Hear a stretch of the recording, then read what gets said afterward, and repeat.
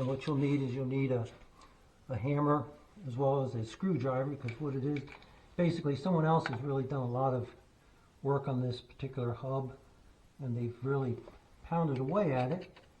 And once you loosen it up, you can see it will slowly turn to a point where, hopefully, you can turn it by your finger.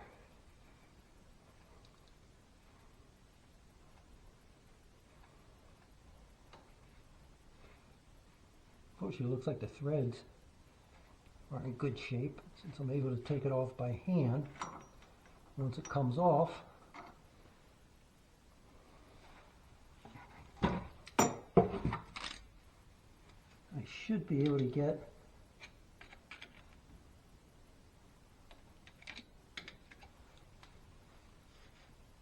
the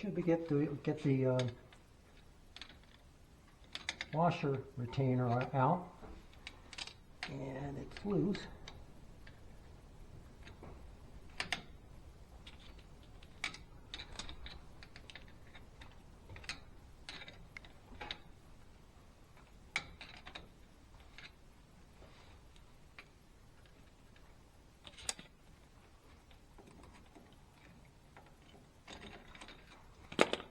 That will come out. And then the last thing in there is the inner nut, which I can remove the same way with a screwdriver and hammer. And what I'm going to go ahead and do is I'll take this out and then I'll come back on and we'll pull this hub off and see if it comes off easily.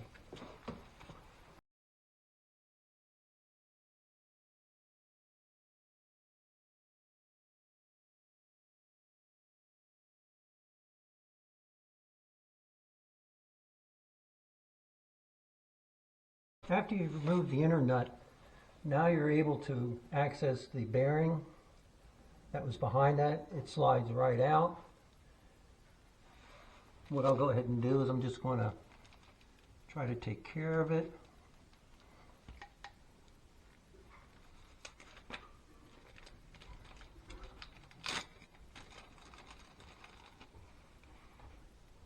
For maybe future use, I'll probably replace it, but sometimes I'll do shortcuts. And now that the nuts and the bearings and everything's off, this should slide right off to reveal the brakes and everything. Let's see what we get. Sounds like, there it is. There's the brake shoes. They look in pretty good shape, actually. No scores. I put on a new cylinder at one time. So the next thing that we'll have to do, we'll have to remove this whole assembly to allow us access to the knuckle behind it. And when I get to that point, I'll just go ahead and take this off. Probably as a whole unit. I'll just undo these various nuts here, undo the brake line behind that, and it should come right out.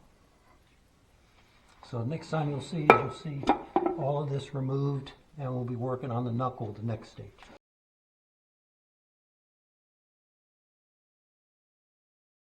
Now I'll be removing the spindle hub. I've already removed all the bolts. I'll take this off, or at least I hope I can get it off. There it goes. And you can see the slurry, or the sludge, that the old timers always talk about, where they mix grease and oil together to make this thing so that the axles and everything are very well lubricated. What I'm going to go ahead and do is I'm just going to wipe this off, put it in a box over here. I'll give everything clean. I'll see what I can do with this.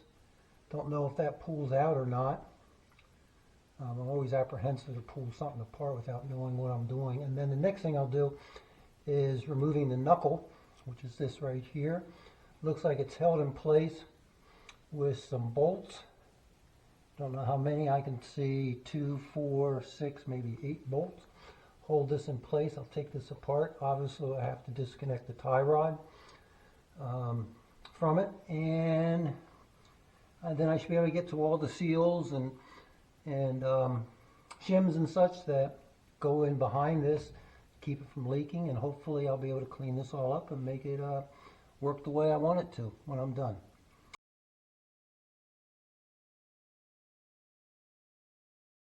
Now with the spindle taken off, you can see the axle from where it originally was pulled out quite a way. It's covered in this sludge. Pretty good. Look like I never really had to worry about it being lubricated. It comes right out.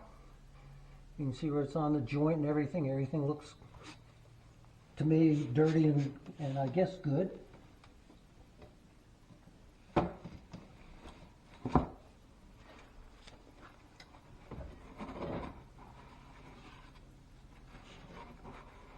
Oh, just got grease everywhere. I had to clean it up behind me. And as you can see, my next big thing will be this. And like I said before, I'll be taking off all the points that I identified earlier, and this should come right off.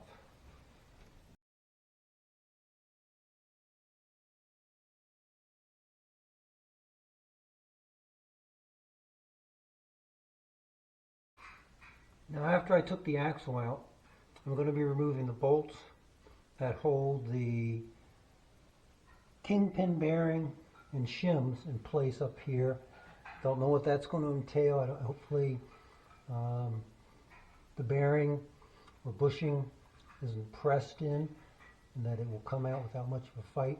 Basically, once I take these bolts off, there's 4 of them. One of them holds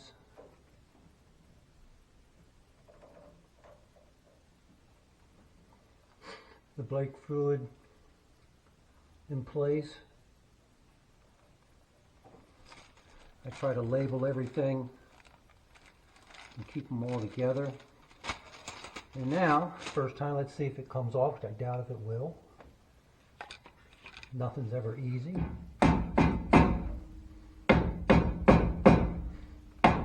And voila, look at that.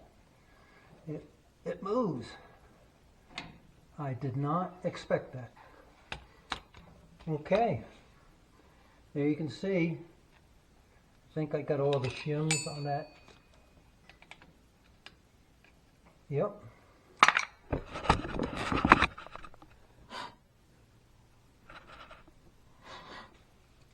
Came right out without much of a problem. I hope I'm not too close. I can't see the back end of this thing. So what I'm going to go ahead and do is basically tag and bag them. Drop it in here. I'll drop it first and then put it in. And that's the top, and I'll do the same thing for the bottom, which is right there. And then I'll do those bolts in the back. Undo this bolt, which I've already removed the cotter pin. And this assembly should come off. And then I will start replacing everything, and we'll see where it takes us. Final items to be removed from the disassembly of the front passenger wheel assembly will be the tie rod nut,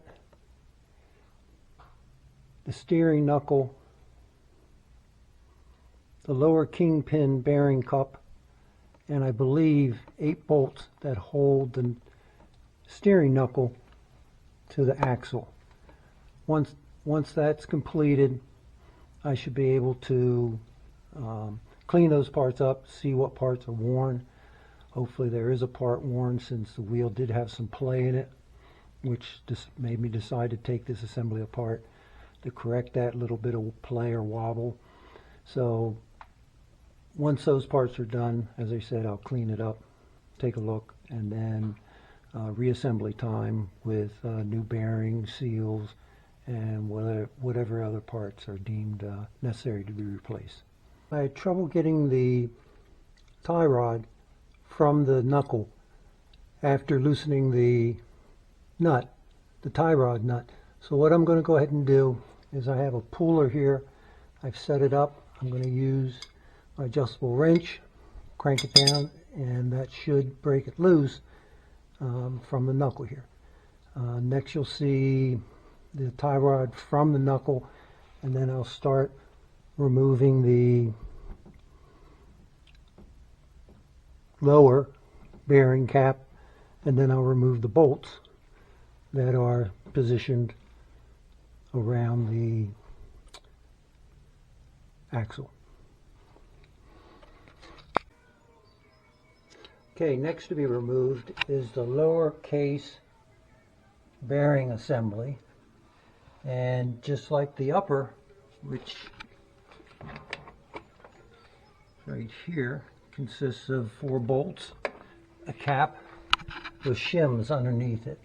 And since it really doesn't make any sense for me to show you removing, I'm just going to go ahead and take this off. And next thing I'll be trying to do is actually removing the whole hub here. That should be, it's disconnected from the tie rod, from the tie rod. Should be all unbolted all the way around, and I'm not sure. I'll have to read or figure out how to get this off, and hopefully it's not held in place by any bushings or anything that I have to pound out. The tie rod has dropped down, just a case of unloosening the nut, and I should be able to lift the assembly off of the tie rod that's now resting on the spring. Okay, here it is, the lower assembly cap. I've removed it. You can see the shims are still in place, or at least slid around a little bit. I'll be examining them. This is what it looks like from underneath. Hopefully it's a good shot. I can't see it.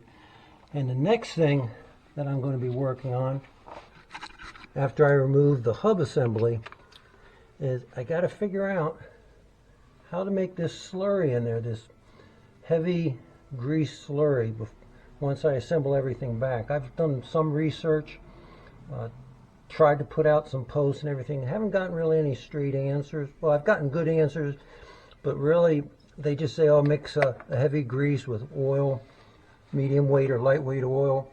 But I find out that if the oils aren't compatible, and doing some test runs on different samples I have sitting around, they don't mix, and they'll actually separate, which I don't think you want, because then that's where you'll have the lighter oil leaking around the felt and paper gaskets and seals on the other side of this hub.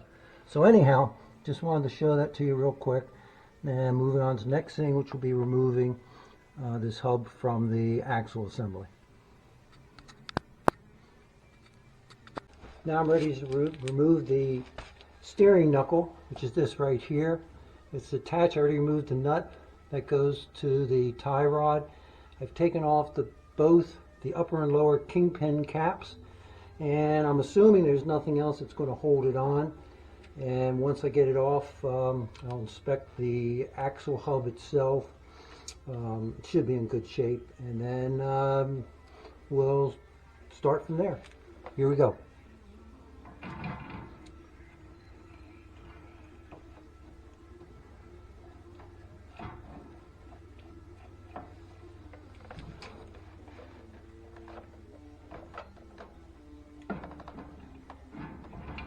Or maybe not. I just learned something.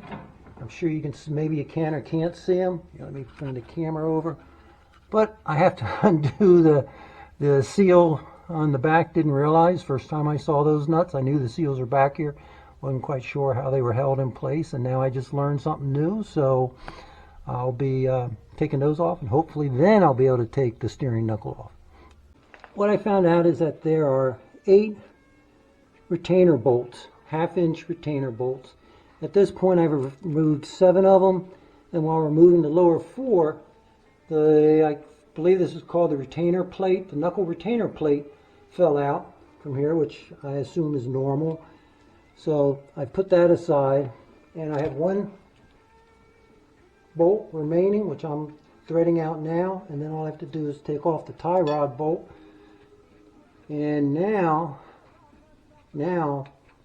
fingers crossed, it should slide right off. So I lift it up, pull it forward, pop loose. There's a retainer plate here. I can feel the gaskets. And there you go. It has actually finally come off. As you can see, you got that thick slurry here that everyone says has to be in the knuckle, and it's a combination of grease and some type of oil. I don't know if it's motor oil or what, but hopefully someone will be able to explain how I recreate that. And in order to get a real good picture, and as you can see from the rag, it's a pretty greasy, messy job. This is worse, in my opinion, than working on the transmission and the transmission oil. This stuff just has a persistency to it that will not stop. But anyhow, let me get the light. And as you can see, it's pretty gooey in there. It needs a little bit of cleaning, obviously. Replacement of the seals and all that stuff. So next up will be figuring out what I have to do for the next step. And you know, here's some of the old seals, assuming some of them are felt and paper. There's the other knuckle retainer. Oops, sorry. Right there. I'll take all that stuff off, inspect this, and go on to the next step.